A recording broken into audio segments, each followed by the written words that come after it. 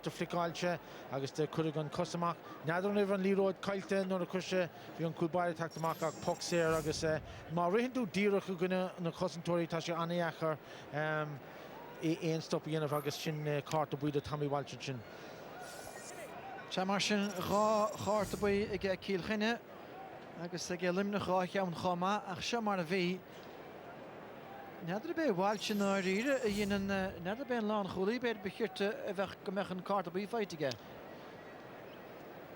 Well, bhí sé ggéir an líróid immert meam agus just dag sé chosán agus ní dólam go dhéon sé mórrán ó héamh tiisle bhainte just a bhúil marasíle na chos agus fóisi an poc séir. Lynch a dheolóch sé sásta le pointansa. Agus a rís tá carachtar má á léirúcha nuair a bhíonn tú den dúirm go méidir go bhfuil se chun titim siar tagann siad in áhuair. Tríú mar díag geall is caiite sa tarna lehanéis agus ráfeinte le scarúint na bhórne agus a bhfuil cólansa de liminach. Se bhfuil mar an corpustig i lá na Parkinson agus just eile morfiístig leis féin agus cumáile sin just tá trúlimach isteach mar an spás le himmartá. Sné Lynch a réist an son agus dehampla áthúirte an gaptaíon óthasach tá hóna, ní léon áirs na hebh son. Well, mar an sellh an son agus tá mála dúirtún son cúpla méidir hin tá rud ceart a dhéanamh agus tá sé sin an háach ní sé just ag búlinn í róid éonáid an son tá sé cumáid í róid a go bhfuil duine séir tugann sé pas dastóin son agus seo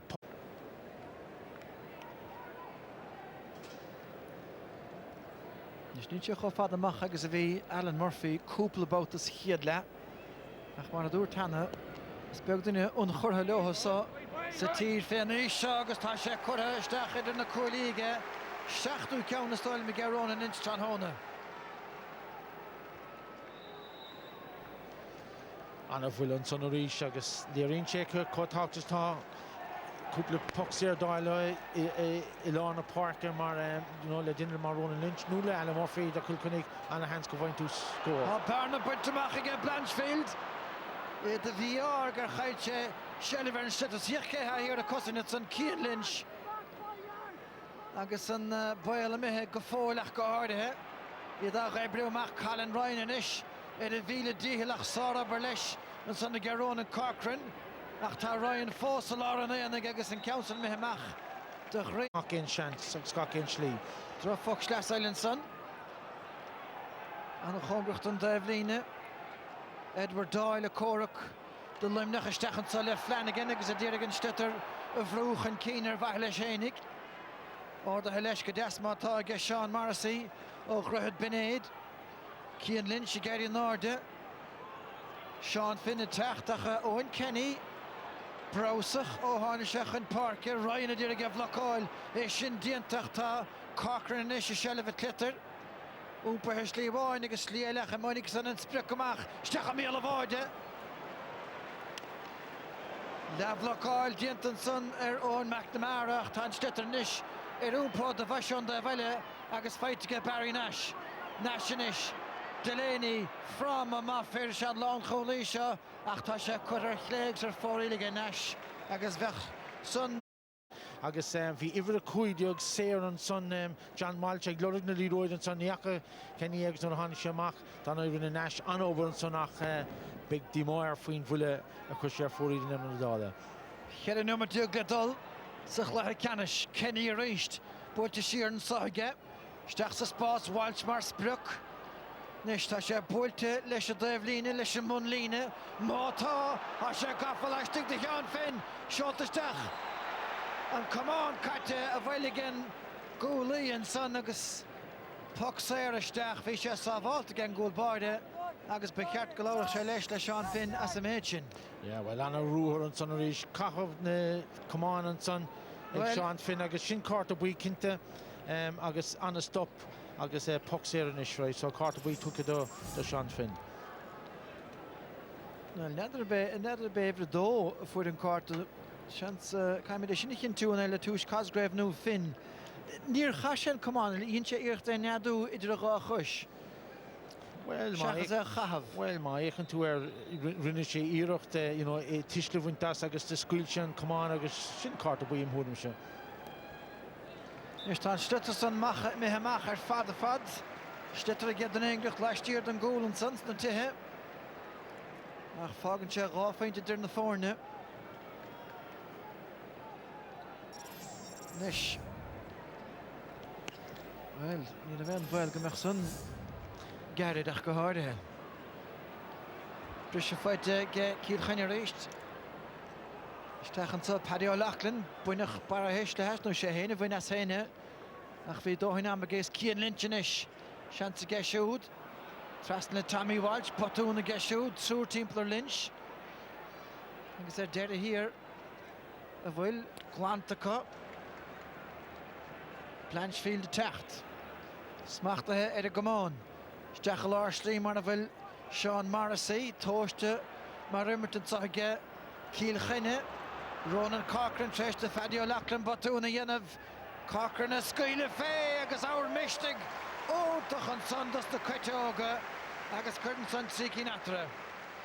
Well, bin scórúnta an son agus Cochran déag sé trasta fécin an ravéine ón agus ní raibh de rá fácail ní ravéine so bhítan ní raibh de ráge ach a bhúla agus cadé mar bhfuil an son agus sin anna cúlín trí cúlí natra ríisinis. Se Cochran a bhchail gimmert go mar sin trící na gehénig. Jason Clare. Barry Nash. Fós an na dheabhaig. Brúma aga Nash, Cian Lynch a techtaisteach agus caiisiad a cuairmach gan puck saoir a chéile. Méid sin dianta. Deire hir fáite ge Patling agus gona chéan láimh amháin ge ling ar a gománach tá sé géalte lár Parker Eastecha. Súra Kilkenny féin Stetter. Botúna ge Patling. Fáitan sanis ge Tom Morrissey agus chalais dianta ar siúd. Éanad seachas cúla géilinn is dochad as na cúlathe.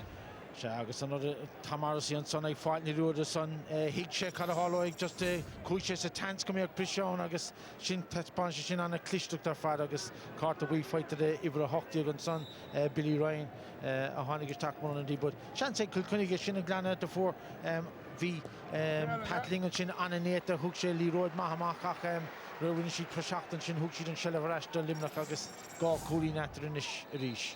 8 cín ge Ronan Lynch. Chericín sa tarna le. Nis mar sin denú mat ledal tréimh sé cinúnach inga chéan chléach. Go háirithe le ceannis na héireann agus ní léon bhearna mór ata se chun Luke Scanlon teachtasteach fé lán teoil agus bhí sé geistige ón Kenny bhainteach chuig an pass a múhéireach sé Scanlon hénig a chintig ná glanach Paddy O'Loughlin an Stetter go bóg. Fós aige Limnach. Fós mátá ganna glanta, fós leistigh dá lína chuig féidir is stahad féinnig. Alan Murphy teachtasteach fáite ge Kenny. Fersa cruúhanach a deacreachtaí agus cé go sin chur ar fórílige. Tá na cúlathe chuir dá muile a ge Kenny lena neart. Ja, tá sé chuisteach ar an son agus a chur anna bhrúra ach dá mé ceanníos fear an son de cumáideach sin í ruúda fe sicin ach sin bloáil síos ar pórtar an son agus beag na pocan amach agus na brisina anna luach fuinis. Se chun Blanchfield anna chudam aige. Nis a bhana chomgracht an ggóil becheicimeach cúlín an sa anna cheannig an lántas é. Ja, well, de bhuail siad an brisisiún boc amach an son agus cúlín bra fáite ag Blanchfield anna rúthar an son agus gan brethir an líródú rís agus sin scór an sco. Nainomat mar sin le dul, cool I dtír na fórne. Ach mar a dúirt a bhfuil báide an sa de Limnach tróna Barry Nash. Buairt ar siúd a réisteach tá sé fáite ge Cian Lynch. Ábhar de bhearna ánach a sé sásta túirt fé choilínach tá sé curtha ar chléigs ar fóraí agus sin droch ann.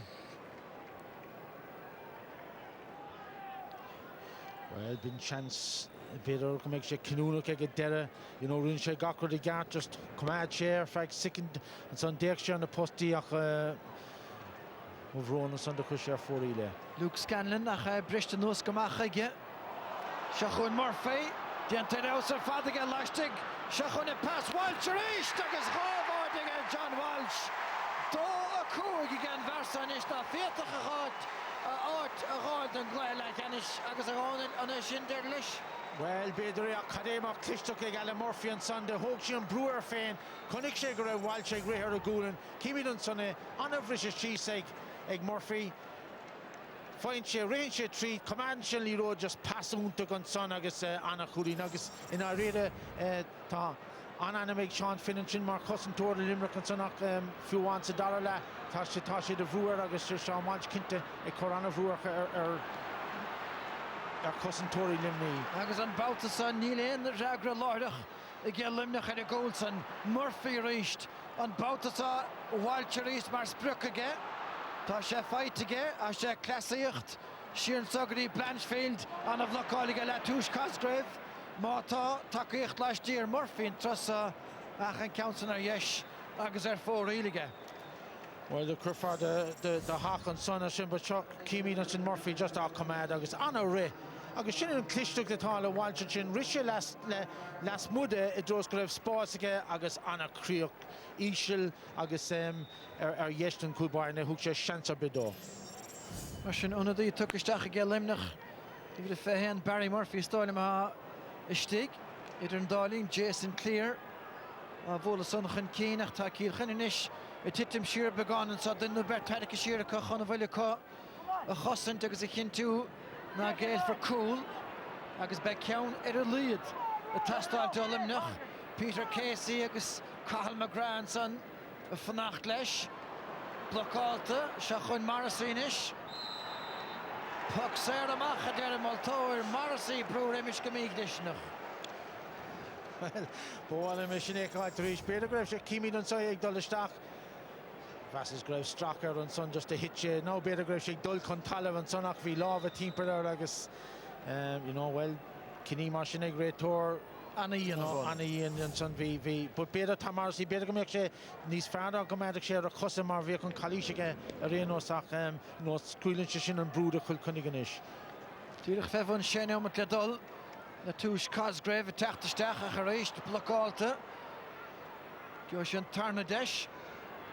Waar go scaile leis na spéidní hé Cosgrave tánach an Fairlar Park Robbie Hanley. Seachon Lynch. Súr a stig. Súr a cosint an brisha fight go limnach a bhfuil. Má bhí Patling ánach an chintiú na becha an bhil chúl Darren Brennan and son. Yeah, agus sin an sais an Darkatai Kilkenny gan cool squealish stack agus mas go couple colino horta do limnach agus le coig no made no machine le dul agus shoshaska coig beder go vai grown lynch sharp core go mulu she haran trust none marta she colinatra agus want to know the into giri cool dial roll lua just irin shed on a cousin tori Ronan Lynch a tourt fe faintin agus tá san aimse hege Cúigín de faointí fós a tastáil butha anas go méidiist chóchéim agus chóthach le Kilkenny agus níl an nuirid san amachá Ronald. Yeah, well, Maradon, she's Americanish, Ibru and Kliganish, every mother's talk the action draw Votun and Sonic and Gulboiler. Agus Lynch a tourt fe fainte agus beidir go drochin sin chomá mar níor a bhean bhrún sanarach was dat gúil cúpla nom de gin cétá treis imir comadar le tran hóna Ronald. Well, no reckon to Kilkenny stoke na cousin Tory Mariana de stoke Nirvania Shasamaka who's on son Alan Murphy dan oi agus John Walsh to Kilkenny Limnock Cian Lynch on a park Ronan Lynch on a puck in the Sierra you know econom sort of ag fearcan there John Walsh and sin like you know gá cool agus cúig coolín well Cademar score. Council Garnamach agus Sean Finn. Machansa agus Deshinishiko roller an unsi ríist Seamus Flanagan stach Ishel with Joe Morrissey gus macht a hege Tom Morrissey. Ach tasje dan adon gúlsn an Tiny Vine stachansa. Slaunu gan neomad ciniú nach Barry Murphy an sanach. Beidir gniodist cool gefóil. Casey agus Barry Nash tá sé fight to get Casey ríist agus Nash an dal a cíanna chumaig in í féile a brehan stetar a chiadúir a chanishin so Barry Murphy buinte har sé dras ná nach neidir an chawar na cúlíní go buinte seo. Well, in our area, big na cousin Tory Kilkenny sauce the galore shin tashi Keracudin contastic force shin Trino made the dog agus Peter no made so fresh So Shanse Glimlock force mine sheet cool a Kilkenny talk mas Fairlock Colleen Doyle better go good shin derelish. Cécho cinú na chas a bheith an seansan na bhíige Conor Fitzgerald an son sa chiad leathóibh. Ní hé go bhfuil mo chuirn bhileáin ná facéireach beag roiir gur a gúil seachas son Blanchfield a ríist beáin lecht ag a baintse beag meach sé chuma has tút fé choúlínach Cian Lynch builteisteach an son in isige féiles de tosa faci dhéanamh Peter ar a Casey díreach teachtasteach agus in isis tá cinenne le dionmh an soige limnach túirt fé choúil nó bheitsásta le Coolín. Well, Kerry Colleen, she's and son Ronan Lynch, Donnoy, Anna will again. He ain't out that any share, Ira Cool Dial, Kilkenny and son. Big she like Lena on Cool Kinte, Kim, Alan Murphy, Dollarstacker and Lena, Agus Kuiduk, John Walchik, Dollarstack, come on, so Shinrave, Planoy, like Shanse, Ronan Lynch. Stachishel Sarach, that Deschelle, Reach Needham Life Shoal, Harmola Bert, the Traston Hoon. Na cooler an a bhla techt agus tá sé builte ar fórílige Barry Nash. Ach bhí an chumar scéal go stop na cooler tráidir tiidir na gola. Well, ní raibh last móthir an líon sin ó bhúil Ronan Lynch ní raibh ag tactisteach ó Kilkenny agus sinsáis droch flein in áir a caiidir Bert bheith ach bhí siad ag fannacht le rud le Tarlú agus Nash an sin ag deire just ar fóríl. Bhfuil is go stalling go bed John Walsh stop an Pucéirice. Well, Cuiche féin agus Alan Murphy siar an son ach bacóga mé cosantóí go ar an lína fé méidir ag tactisteach an lína líróid agus Shanse ag limní an son. Níom tá bháin am cúitimh gortathe fógar hansa. Limnach an isisiir a míle díhallach sin ceann scéilte go maige Jamie Porter. Agus gan ein dew féin spéir ar Kilkenny a tógant an chin seo. Cháine om het díirichan is. Atá ge limnach chun techt as an sáin seo ina bhilid. Cetar an go mar leich Ronald? Well, in our area, I feel can trade near the back in the one. I shall mark in our area. You know, John Walsh, Gar Cool against the Darrell, Agus Kui Coolin, Sakela, Agus Norris. We need to go on a day. Sala Crave, Honey, Share, Agus the Kashi and Clay better. A good Portlaga, Bintash Pontus and score. Couple of count Cura Amon Ishiga, Alan Murphy, Dianach Galore, Sachlach, Bedena Bedist. He's Hassan. Well, going to be Coolin, talk to Kerry Coolin, you know, Neil Shiro took my and in a cool, you know, it's Minico Dugan on Rator, Chance to Greeny, Coolin Eladoi, like Tasha talk to the Kilkenny Govanchi, Coolin so fresh. And Stocker Far and Faris Bar of a good night, I had a Hungo. Shachun Kilkenny race to us over Vahanson. Get Peter Casey near Barry Murphy. Tasha Anavol, the Tour Fanara, Homag and Satana, Neil and Life Shaw, get Limna Homa Bed agus a bheitsúla go leis. Ní sin seansa stig ledna tá Ronan Lynch ann. I lár an éan agus tá sé, well, bhí lehansaige an stitar a gáardach leis an sannach. Cluchas na gata ríist. Machan sa agus tjunlachan. Seachas brú diant an son. Sean Morrissey agus beg puck slasisteach I gé Limnach. Well, Omen no with an issue Limnach Kinte agus Shinan Cara a tie Kilkenny Mark Command Shinan Lee Road and so few more Vunchid Haran Trust Haran Tavrine. We'll get Luke Scanlon. Colin Ryan, Farron Clitter agus Eo Sichon agus Hurling. Inish Nuri of Martian the Ladna Limney Stechans as fight to get Peter Casey. Dunivile on Dev Howell the Schnee Barry Murphy. After Counson. Mehes a bhreachar agus tá adóg séitigan Maltóir agus tá Téanú Cravis fethe buirtige Kilkenny agus caiinig ina gidchla críomh mí na Ronald ní bhórdarach trícín de faointí lá slach fluch amáníochta fuidir gradóh leaclia ige baile ar forcíú láin ach tá parthóban tris slachta chorara ó hen bhíidir a feabhsú ó chluthe go chluthe agus Nuair bhí gáile leichanmh be John Walsh an leich. Oh, Kinte agus You came on as a sub the last day. You laid down the marker with your goal. I'm sure the manager told you, show me and repay my faith in you, and you came up with 2-5 today. How do you feel? Jason, man, that's still around the lead now. Absolutely over the moon now. Pat actually told me to leave me hurl at home because I'm not good using the fucking hurl anymore. Sorry for the language. You scored a goal with you kicked a goal the last day, you kicked a goal again today, you got another smashing goal. But tell me, what divided, what was the difference between Kilkenny and Limerick today? The work rate of the two teams was fantastic. I thought the boys and the six backs and the two midfielders worked extremely hard. So, without them, we would get the ball. It's just unreal.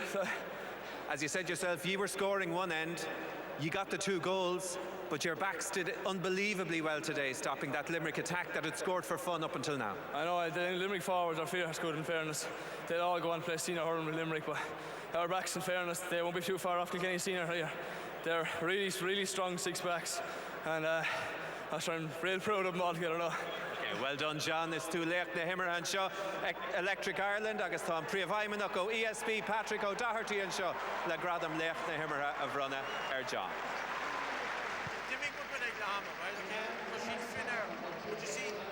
Well, tilte go humlán ag agus na cúlíní roibh agus some tar daspa an san á chaisiil Diarmaid Clúbháin agus Corn Irish Press Brown aige chaptain bhuacach Kilkenny Dara Joyce. It's a remarkable turnaround when you consider last April you only scored 3 points against Dublin to be All-Ireland champions. Some turnaround. Yeah, absolutely fantastic. I suppose we knew that day we weren't as bad as that. You know, we're lucky, very lucky to get a back door. We took it, we drove on through the Leinster Championship, and you know, just today is unbelievable. We've no excuses. The better team won on the day. I'm very proud of our lads. They've had a tremendous year and have done the county very proud. And there's a lot of very talented young hurlers out there that will serve Limerick well into the future.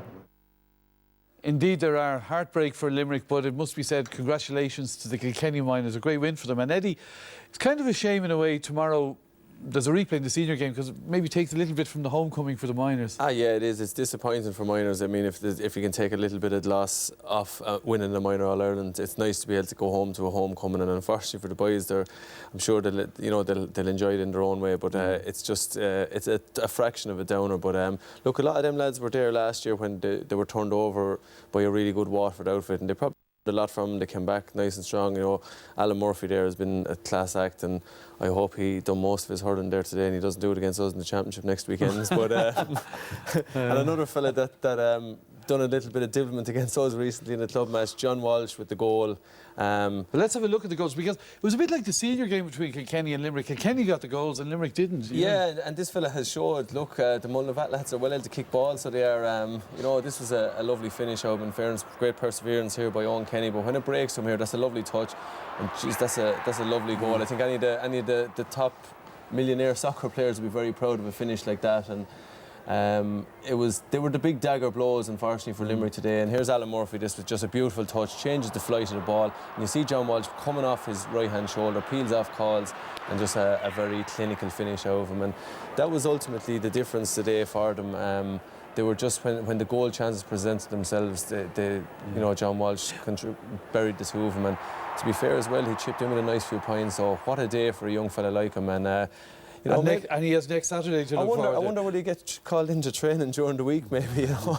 He could get pulled in after a performance like that. OK, well, for Limerick, I think all the neutrals felt a bit sorry for Limerick. You know, they need something, don't they? And again, they had goal chances, Liam. Yeah, they do, but I mean, you know, they've had 2 really good performances in Munster in the last 2 years in the minor. The work they're doing with underage is really paying off, and they needed a goal at some stage in this match, and Conor Fitzgerald would be very disappointed there. You know, Tom Morrissey made a great run through, and he sort of rushed it. He wasn't long on the pitch. Maybe it was just nearly his first play, and you know, you just felt all through Limerick needed a goal. And Peter Casey again, you know, a great save by Darren Brendan in the Kilkenny goals, to be fair to him, you know. And another day that could have hit the back of the net, and it was just one of those days where Limerick were try as they did. They just couldn't seem to find the back of the net. And, you know, again, Peter Casey in, goalie again, Darren Brennan spreads himself really well and averts the danger. And, you know, you just felt that it wasn't going to be their day. You know, watching the first half, 12 points to 10, I always felt whoever gets the first goal here, it's going to be a massive score. But, you know, it wasn't for the want of trying on Limerick's behalf. You know, they threatened the goals a huge amount during that game. And, you know, Ronan Lynch, who's been exceptional all season. And again, ball breaks, Tom Morrissey gets onto it, it comes back across here again, you know. Barry Nash gets a pull at it, and it's, you know, whizzed by the post, you know. And, like, you know, in a game where you lose a match by 4 points, anything like that, you know. But I think Brian Ryan has really hit the nail on the head in his talk after the game there. there's a lot of these guys that will play. Like Limerick came up to Croke Park to play an Ireland Senior semi-final this year, and a lot of people would have said maybe, you know, when they start getting down around 18, 19, you know, to me they've got Keane Lynch, they've got Barry Nash, they've got Ronan Lynch, 3 guys and others that can immediately look to step in and play a part in that senior panel. So from that point of view, I think today was, you know, losing today is not the end of the world in the bigger scheme of things. While it feels like that tonight, Limerick will know that in terms of their underage structures, they're making progress, and there's some of those guys that will go along and play in the big stage and be in similar matches like today, I have no doubt. OK, well done to the lads anyway. It was a very entertaining game. Just before we go, Dunloe, lots of tweets about your lovely Dickie bow. Thank you very much, Des. There's a history with, you said, with the Cusicks and Dickie bows. No, the point I was making to you was my grandfather went to All-Ireland finals in the 50s and 60s wearing a Dickie bow, so you know, All-Ireland final day has always been a big day in our house, but Fitzgerald's men were in Patrick Street in Cork. If you do want to get yourself a decent outfit, Des, you can spend a bit of time down the capital. And just out of curiosity, did they give you the pyjamas as well that you wearing underneath? All right. Anyway, thank you, lads. Time now to check